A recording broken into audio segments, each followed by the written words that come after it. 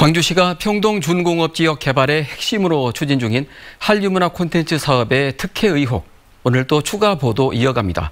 광주시는 우선협상 대상에 포함된 스카이11 대표와 사업자 공모 훨씬 전부터 긴밀하게 사업을 논의해온 것으로 광주 MBC 취재 결과 확인됐습니다.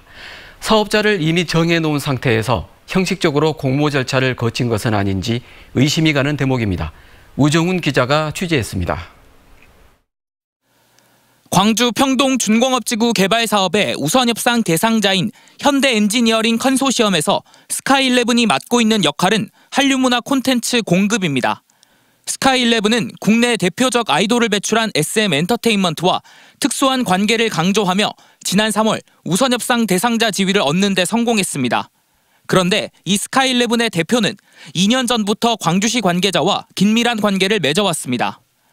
평동 사업을 추진하고 있는 광주시 투자유치과 공무원이 지난 2019년 5월 작성한 출장 보고서입니다.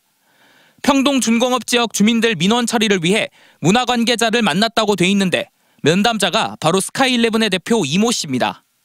당시 공무원과의 만남에서 이 씨는 SM엔터테인먼트 이수만 회장과 사업에 관해 의견을 교환하고 있다고 말했습니다. 담당 공무원은 3차례 출장해서 이 씨를 만나 문화 사업을 구상했고 이를 통해 한류문화 콘텐츠 시설과 관련한 내용은 보다 확장됐습니다. SM엔터테인먼트의 투자를 이끌기 위해 관계를 유지했습니다. 특정 업체나 인물에 대한 특혜는 아닙니다. 광주시 공무원과 이 씨의 만남은 국토부 투자선도지구 사업계획서를 통해 구체화됐습니다.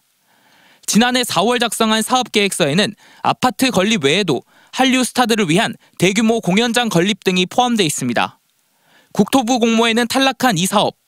그런데 광주시가 민간 공모 사업으로 성격을 바꾸고 올해 초 다시 진행한 사업에 이 씨의 이름이 또다시 등장했습니다. 이번에는 스카이11이라는 법인을 세우고 다른 건설사들과 함께 컨소시엄을 만들어 응모한 겁니다. 공모에 응모한 컨소시엄은 단 하나였고 지난 3월 평가위원회 평가를 무난히 통과했습니다. 저희 지침상 지금 800점 이상으로 통과하게 돼 있고요. 842.13. 광주를 한류문화 콘텐츠 산업의 기지로 만들겠다고 한 2019년 5월의 구상이 2년을 거치면서 현실로 나타난 겁니다. 시에서는 이건 완전히 끝난 별개 사업이라고 판단하고 있는데 저는 큰 흐름상 저는 크게 별개가 아니다 이렇게 이제 봐지는 겁니다.